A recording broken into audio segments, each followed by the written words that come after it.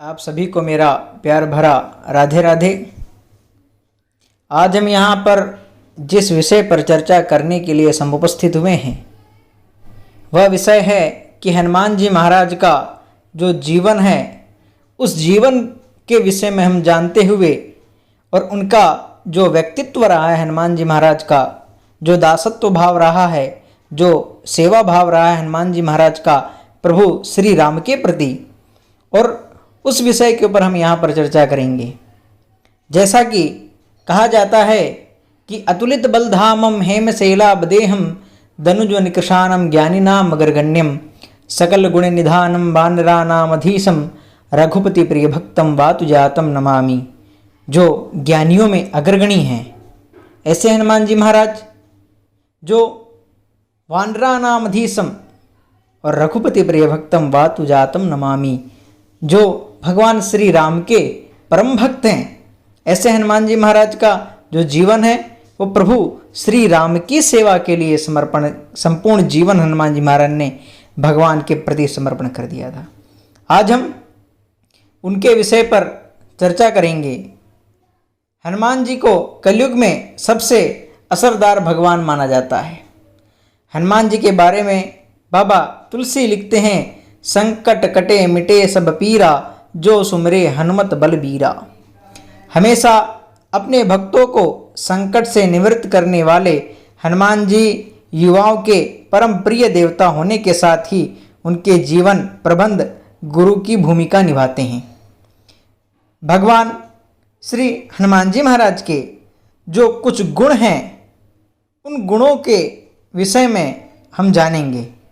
जो उनके गुण हैं वह बड़े ही अभूतपूर्व गुण हैं और ऐसे गुण हैं बल्कि आपके जीवन पर, आपके जीवन में प्रेरणा का एक प्रसंग लेकर के हनुमान जी महाराज का व्यक्तित्व आता है। हनुमान जी महाराज सबसे पहला उनके अंदर गुण था कि संवाद में बड़े ही कौशल थे। सीता जी से हनुमान जी महाराज पहली बार रावण की अशोक वाटिका में मिले, इस कारण सीता उन्हें पहचान नहीं पाई थी। एक वानर से श्री राम का समाचार सुने और वह आशंकित भी हो गई। तब हनुमान जी कहते हैं, राम दूत में मातु जान की सत्य शपथ करुणा निधान की, यह मुद्रिका मातु मैं आनी दीन ही राम तुम कह सही दानी। परंतु हनुमान जी ने अपने संवाद को कौशल से उन्हें यह भरोसा दिलाया कि ये प्रभु श्री राम के द्वारा दिया गई यह मुद्रिका है और मैं भगवान श्री राम का ही सेवक हूँ। सुंदरकांड में इस प्रसंग को इस तरह व्यक्त किया गया है, कपि के वचन सप्रेम सुनी उपजा मन विश्वास, जाना मन कर्म वचन यह कृपा सिंधु करदास। ये हनुमान जी महाराज का एक सबसे बड़ा एक गुण था कि वो कौशल में दक्षता थी उनकी। उसके बाद में हनुमान जी महाराज बड़े ही विनम्र थे। उनके अंदर जो विनम्रता थी वो भी देखिए आप कैसी उनके अंदर विनम्रता थी। समुद्र लांघते वक्त देवताओं ने सुरसा को उनकी परीक्षा लेने के लिए भेजा। सुरसा ने मार्ग अवरुद्ध करने के लिए अपने शरीर को विस्तार करना शुरू किया कि सोरा जोजन मुक्ते ठई हूँ तुरंत पौन सुध बत्तिर भय हूँ, जस जस सुरसा बदन बढ़ावा तासु दून कपि रूप दिखावा। इसका हनुमान जी महाराज को वरदान था कि वो हमेशा सदैव 2 गुना आगे रहेंगे। हनुमान जी महाराज ने प्रत्युत्तर में श्री हनुमान ने भी अपना आकार उसको 2 गुना कर दिया। जस जस सुरसा बदन बढ़ावा तासु दून कपि रूप दिखावा। इसके बाद उन्होंने स्वयं को लघु रूप में किया। सत जोजन ते आनन कीना अति लघु रूप पवन सुतलीना, जिससे सुरसा प्रसन्न हो और संतुष्ट हो गई। अर्थात केवल सामर्थ्य से ही जीत नहीं मिलती, विनम्रता से समस्त कार्य सुगमता पूर्वक पूर्ण किए जा सकते हैं। यहाँ पर आदर्शों से कोई समझौता नहीं।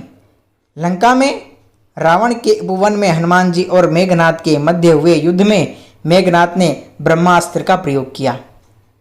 हनुमान जी चाहते तो वे इसका तोड़ निकाल सकते थे, लेकिन उन्होंने ऐसा नहीं किया क्योंकि वह उसका महत्व कम नहीं करना चाहते थे। इसके लिए उन्होंने ब्रह्मास्त्र का तीव्र आघात सह लिया, जो प्राणघातक भी हो सकता था।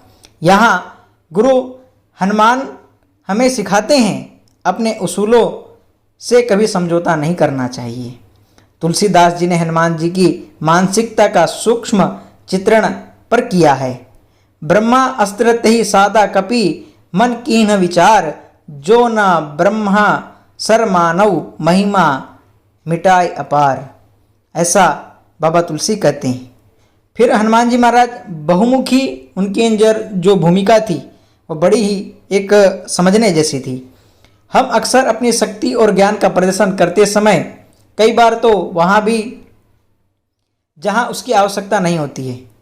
तुलसीदास जी ने हनुमान चालीसा में लिखते हैं, सूक्ष्म रूप धरि सियहि दिखावा, विकट रूप धरि लंक जरावा। सीता के सामने उन्होंने खुद को लघु रूप में रखा, क्योंकि यहाँ वह पुत्र की भूमिका में थे, परंतु संहार के रूप में वे राक्षसों के लिए काल बन गए। एक ही स्थान पर अपनी शक्ति का दो अलग अलग तरीके से प्रयोग करना हनुमान जी से सीखा जा सकता है।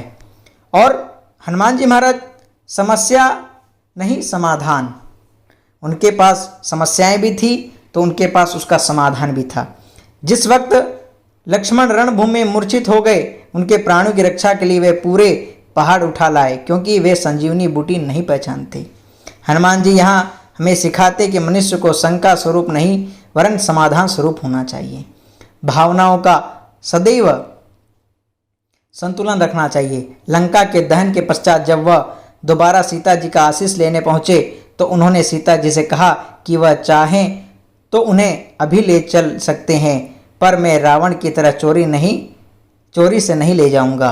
रावण का वध करने के पश्चात ही यहाँ से प्रभु श्री राम का आदर सहित आपको ले जाऊंगा। राम भक्त हनुमान अपनी भावनाओं का संतुलन करना जानते थे, इसलिए उन्होंने सीता माता को उचित समय 1 ही महीने के भीतर पर आकर ससम्मान वापस ले जाने का आश्वासन दिया। उसके बाद में बौद्धिक कुशलता और वफादारी हनुमान जी महाराज की थी। सुग्रीव और बाली के परस्पर संघर्ष के वक्त प्रभु राम को बाली के वध के लिए राजी करना, क्योंकि एक सुग्रीव ही प्रभु राम की मदद कर सकते थे। इस तरह हनुमान जी ने सुग्रीव और प्रभु श्री राम दोनों के कार्यों को अपनी बुद्धि, कौशल और चतुराई से सुगम बना दिया। यह हनुमान जी महाराज के मित्र के प्रति वफादारी और आदर्श स्वामी भक्ति का तारीफ के काबिल है। समर्पण, हनुमान जी का एक आदर्श ब्रह्मचारी थे। उनके ब्रह्मचर्य के समक्ष कामदेव भी नतमस्तक हो गए थे। श्री हनुमान जी के व्यक्तित्व का यह आयाम हमें ज्ञान के प्रति समर्पण की शिक्षा देता है। इसी के बलबूते पर हनुमान जी ने 8 सिद्धियों और सभी 9 सिद्धियों के प्रति अपना उनको प्राप्त थी, क्योंकि हनुमान जी का जो चरित्र अतुलित पराक्रम, ज्ञान और शक्ति के बाद अहंकार से विहीन था। और आपको इसी प्रकार की जानकारी के लिए हमारे चैनल को अधिक से अधिक शेयर करें, लाइक करें, सब्सक्राइब करें। जय श्री कृष्णा, जय श्री